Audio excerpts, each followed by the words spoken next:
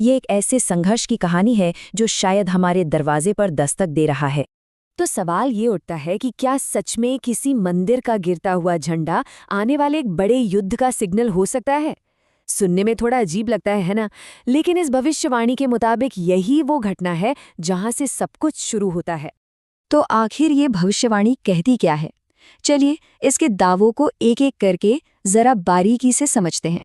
अब देखिए, इस भविष्यवाणी का जो सबसे बड़ा और सबसे चौंकाने वाला दावा है, वो ये है कि भारत एक मल्टी फ्रंट वॉर में घिरने वाला है। मतलब एक ऐसा युद्ध जिसमें चीन और पाकिस्तान दोनों एक साथ मिलकर हमला करेंगे।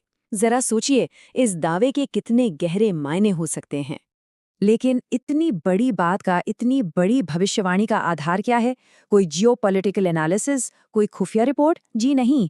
स्रोत के अनुसार इसकी जड़ें एक दिव्य संकेत में है, एक मंदिर के गिरते हुए ध्वज में। और ये संकेत है पतित पावन बाना। ये पुरी के विश्व प्रसिद्ध जगन्नाथ मंदिर के शिखर पर लहराने वाला पवित्र ध्वज है। देखिए, सदियों से इसका अपने आप गिरना कोई मामूली घटना नहीं मानी जाती, बल्कि इसे एक बहुत बड़ा अपशकुन या एक दैवीय चेतावनी के तौर पर देखा जाता है।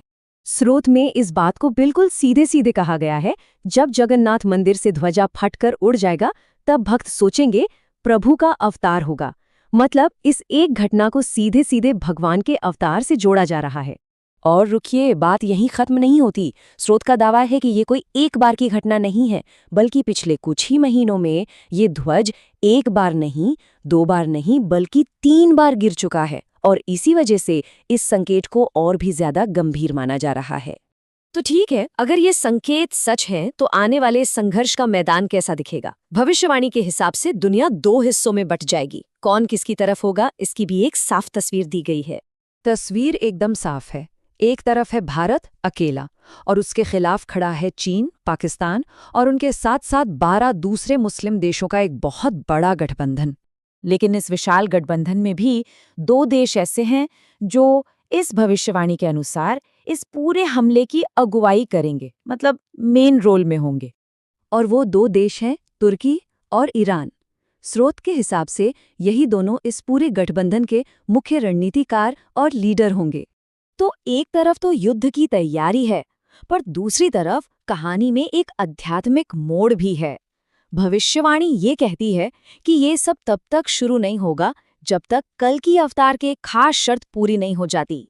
तो स्रोत के अनुसार ये विनाशकारी युद्ध हमारे भविष्य में लिखा तो जा चुका है, पर फिलहाल ये एक अदृश्य जंजीर से बंधा हुआ है, एक खास शर्त के पूरा होने का इंतजार कर रहा है। तो वो शर्त क्या है जो इस महायुद्ध को रोके हुए है? वो शर्त है एक संख्या, जी हाँ, एक नंबर। स्रोत का दावा है कि जब तक कल्कि देव के 3000 सच्चे भक्त एक साथ नहीं आ जाते, तब तक ये आखिरी लड़ाई शुरू नहीं होगी। स्रोत में इस कनेक्शन को एकदम साफ शब्दों में बताया गया है।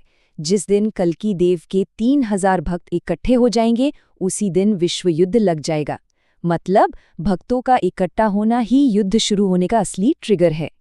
तो आखिर इस पूरे घटनाक्रम का मकसद क्या है? एंड गेम क्या है?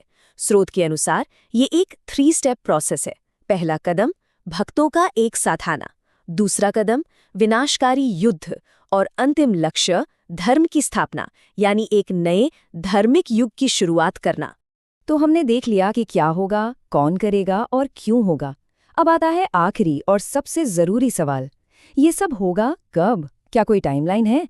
स्रोत इसके लिए भी एक खास समय सीमा देता है। तो ये है इस भविष्यवाणी का पूरा रोड मैप। इसकी शुरुआत पवित्र ध्वज के गिरने से हो चुकी है। अगला पड़ाव है 3000 भक्तों का मिलना, जिसके ठीक बाद महायुद्ध छिड़ जाएगा। भविष्यवाणी का दावा है कि 2029 तक धर्म की स्थापना का काम पूरा होगा, और 2030 वो साल होगा जब भारत में एक नए दिव्य प्रकाश का उदय होगा।